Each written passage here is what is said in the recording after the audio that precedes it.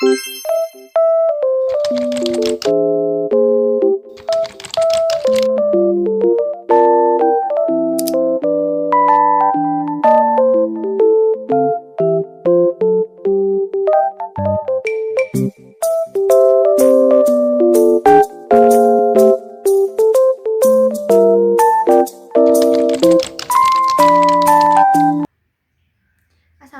warahmatullahi wabarakatuh. Halo teman-teman semuanya.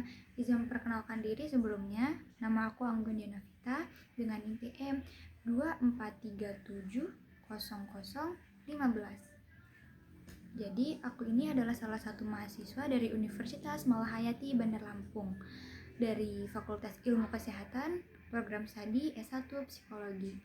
Nah, jadi di video kali ini aku mau jelasin ke teman-teman semua tentang apa itu skizofrenia.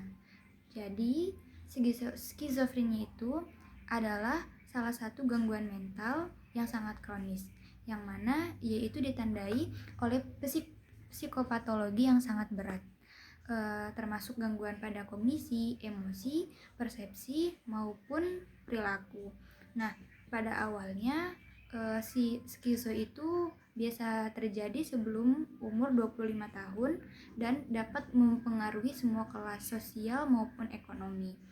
Nah, jadi itu skizofrenia itu bisa terjadi karena ada penyebabnya dan beberapa gejalanya. Jadi di sini aku mau ngasih tahu beberapa penyebab terjadinya skizofrenia. Nah, penyebab pertama terjadinya gangguan skizofrenia itu ada genetik. Jadi skizo itu memiliki komponen genetik yang sangat kuat ya teman-teman.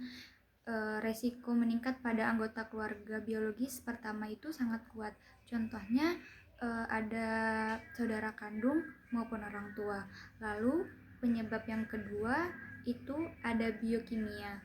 Nah, biokimia itu bisa terjadi karena aktivitas dopamin yang berlebihan. Lalu ada ketidakseimbangan serotonin, norepinefrin.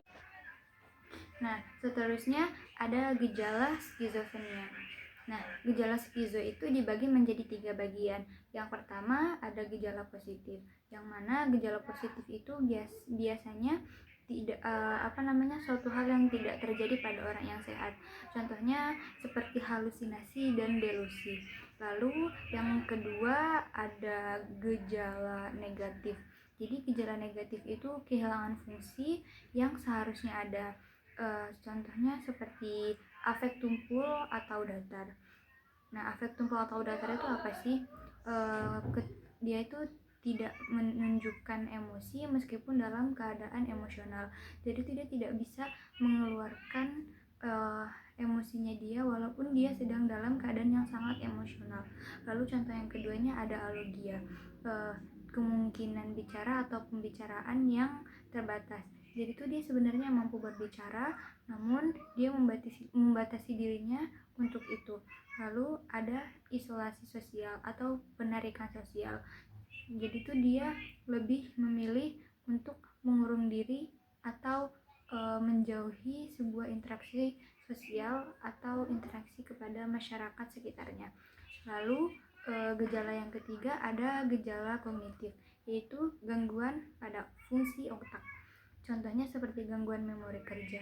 Jadi tuh dia akan sulit menyimpan informasi untuk diingat. Lalu yang contoh kedua ada gangguan perhatian, yaitu akan sulit fokus pada satu hal atau tugas-tugas tertentu.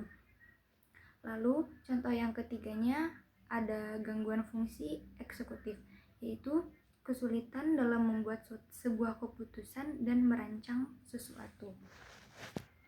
Nah, seterusnya pasti ada yang bertanya-tanya kan, skizo itu bisa sembuh nggak sih sebenarnya?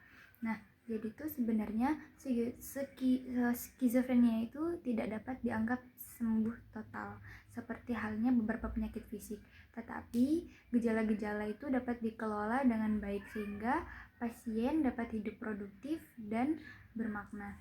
Ini sering disebut dengan pemulihan, bukan penyembuhan total.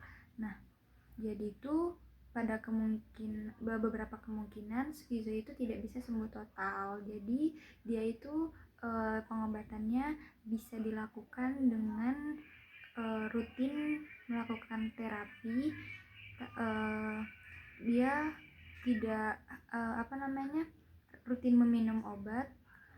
Intinya dia harus rutin untuk melakukan terapi agar mengurangi gejala terjadinya skizo itu, karena memang pada dasarnya skizo itu tidak bisa disembuhkan secara total. Cukup sekian materi video yang bisa saya sampaikan. Jika ada kata-kata salah, saya mohon maaf. Assalamualaikum warahmatullahi wabarakatuh.